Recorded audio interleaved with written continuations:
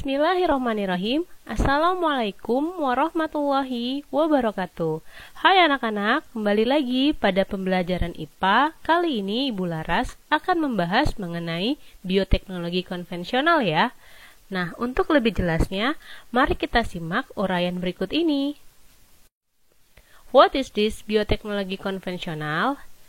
Bioteknologi konvensional sebenarnya telah dikenal sejak lama, yaitu pada pengolahan makanan dan minuman secara fermentasi. Jadi, bioteknologi konvensional merupakan bioteknologi yang memanfaatkan mikroorganisme untuk memproduksi alkohol, asam asetat, gula, atau bahan makanan seperti tempe, tape, oncom, dan kecap. Nah, bioteknologi konvensional disebut juga sebagai bioteknologi sederhana. Disebut demikian karena bioteknologi jenis ini dikerjakan secara sederhana dan menggunakan peralatan sederhana. Nah, di sini Ibu akan membahas mengenai produk bioteknologi konvensional berupa pengolahan tape singkong ya. Nah, apa sih tape singkong? Pasti kalian pernah melihat ya dong, bahkan mungkin pernah mengkonsumsinya. Nah, tapai adalah hasil fermentasi dengan bantuan ragi, yaitu Saccharomyces cerevisiae. Ini adalah bakteri yang terdapat pada tapai, yang mampu menghasilkan enzim. Nah, enzim yang dihasilkan oleh ragi ini dapat mengubah tepung menjadi gula dan alkohol. Nah, kita akan bahas apa sih fermentasi? Fermentasi merupakan proses perubahan kimiawi dari senyawa kompleks menjadi lebih sederhana dengan bantuan enzim yang dihasilkan oleh mikroorganisme. Nah, proses molekul-molekul pati yang akan dipecah menjadi 10 dekstrin dan gula-gula sederhana merupakan proses hidrolisis enzimatik pada fermentasi tapai. Kemudian, gula-gula yang terbentuk akan diubah menjadi asam-asam organik dan alkohol. Nah, asam argonik ini akan bereaksi dengan alkohol membentuk cita rasa tape, yaitu ester. Nah, fermentasi juga dapat berfungsi untuk mengawetkan bahan pangan, seperti peningkatan nilai gizi dan perbaikan cita rasa.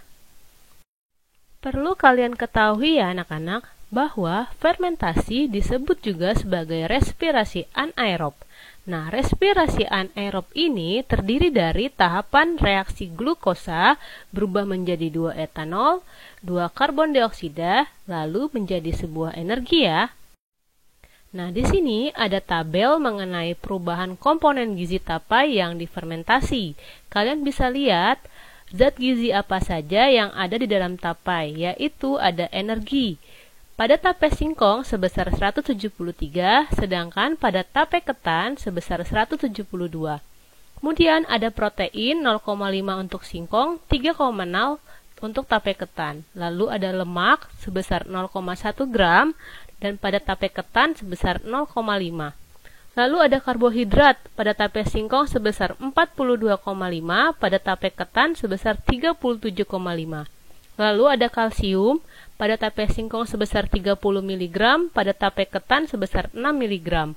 Lalu juga ada fosfor loh, sebesar 30 mg untuk tape singkong dan 35 mg untuk tape ketan. Nah, juga ada zat besi, yaitu pada tape singkong ada 0, sedangkan pada tape ketan ada 0,5 mg.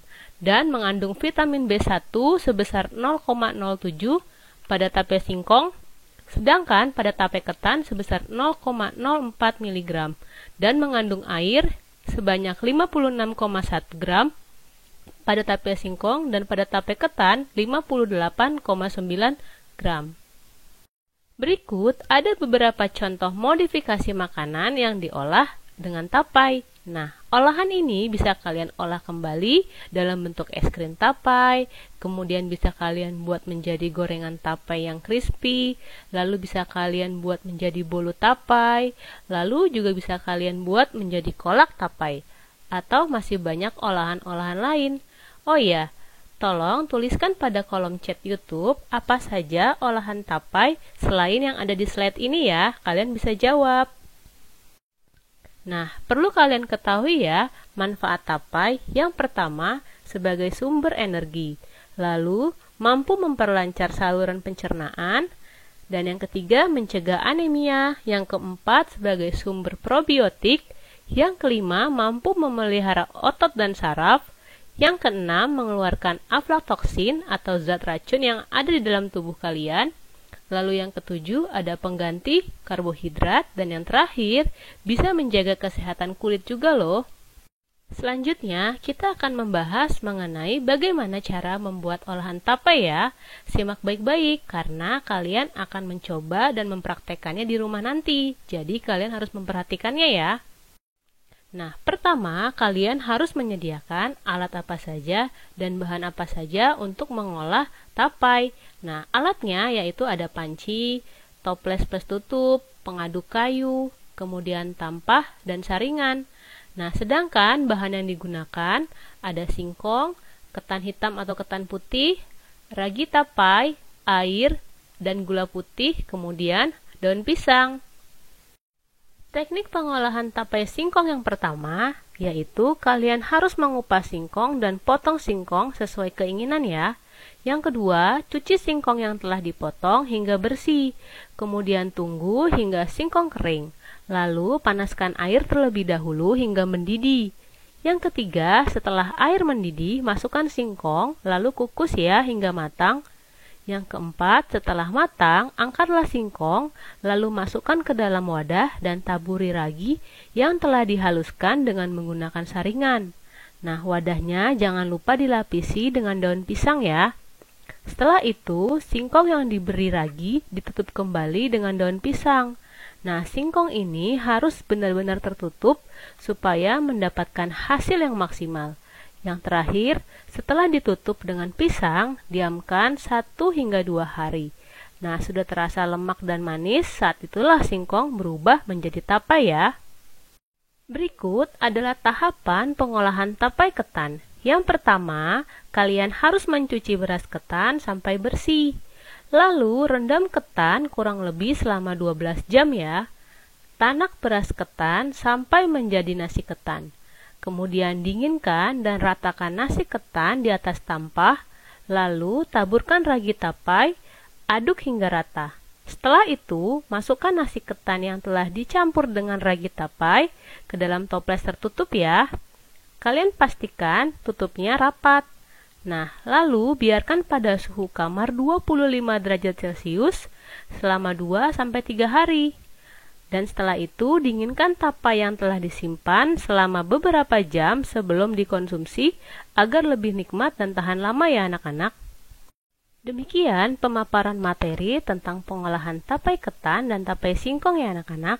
Nah, tugas dari ibu, kalian harus membuat olahan tapai tersebut di rumah ya. Untuk lembar kerja siswa akan ibu kirim di Google Classroom. Nah, demikian presentasi dari ibu. Semoga kalian dapat mempraktikannya dengan baik. Kurang lebihnya ibu mohon maaf. Pesan ibu selalu jaga kesehatan, jaga pola makan, dan tetap rutin berolahraga ya anak-anak.